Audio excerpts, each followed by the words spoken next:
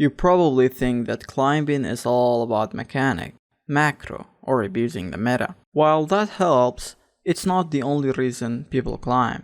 The truth is, there's one key that 99% of the challengers know and use it, and that key will help you no matter what your elo is. And that key is learning how to stop tilting. Now you might be thinking, but what about all those challenger streamers who scream and rage all day? What the fuck, bro? Huh? Go, go, go, go, go! Tyler! Shit, bro! Well, I hate to break that to you, but most of them are just for entertainment. It does not affect their focus or mindset. By the end of this video, if you apply all the things that I will show you, I promise you, you will handle your tilt way better and stop letting it ruin your games. 6 months with best new world. Tilt makes you chase fight you can't win. It makes you spam ping instead of thinking. It makes you surrender at 50 even though the game is still winnable. Tilt is the true reason most players stay stuck in Elo Hell, because when your brain is tilted, it doesn't care about any improvement. It only cares about frustration. And frustration doesn't win you any games. First, let's ask ourselves, why does tilt happen in the first place? Tilt happens when expectations don't match reality. You expect your jungler to gank because he just burnt his flash, but he's just farming. Or maybe you expect him to take Baron, and it gets stolen. Of course that's frustrating, but the reason we get angry is simple.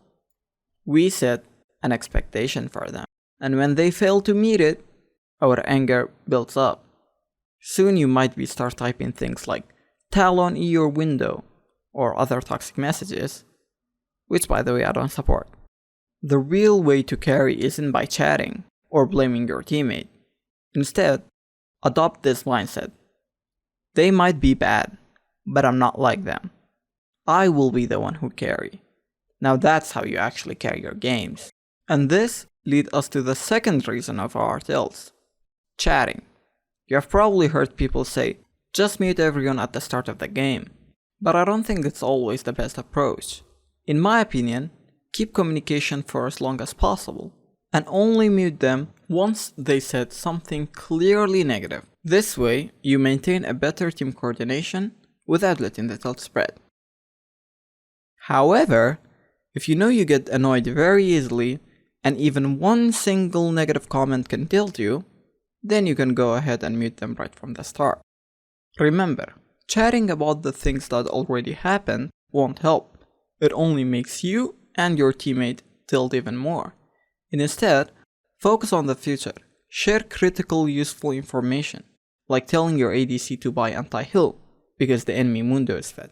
These are the kind of calls you notice because you're thinking clearly, not because you're tilted.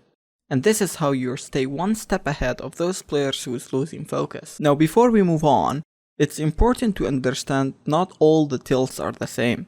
Tilt can actually show in different ways, and if you recognize which type you're dealing with, it becomes way easier to handle. Let's break it down into two main categories: performance tilt and teammate tilts. Performance tilt happen when you mess up a play.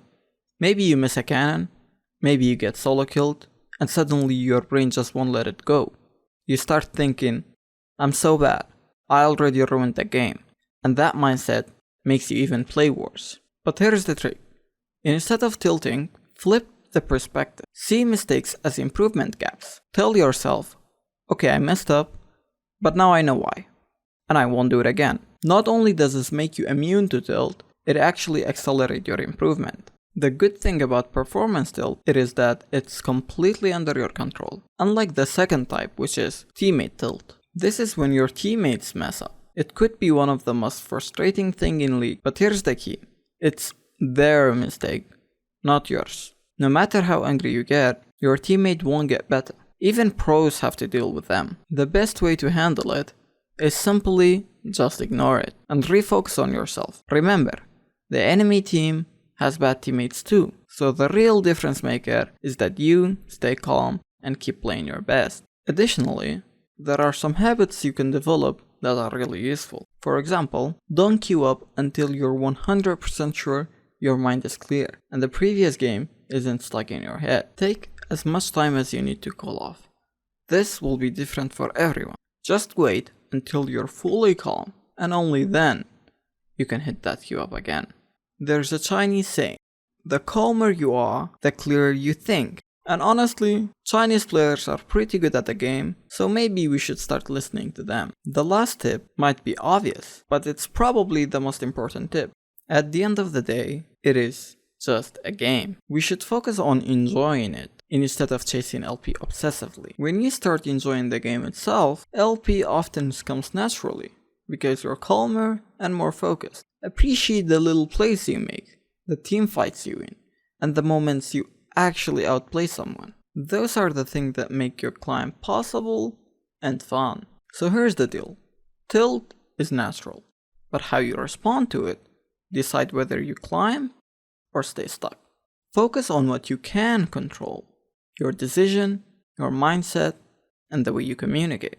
If you apply these tips, you will already stand out from most League players. Because let's be honest here, the average player's mentality is terrible. With a stronger mindset, you will naturally win more games than them. Try these out and let me know in the comments if it worked for you. Thank you so much for watching. If you want to see more content like this, hit the subscribe, good luck in your games, and most importantly, don't forget to enjoy.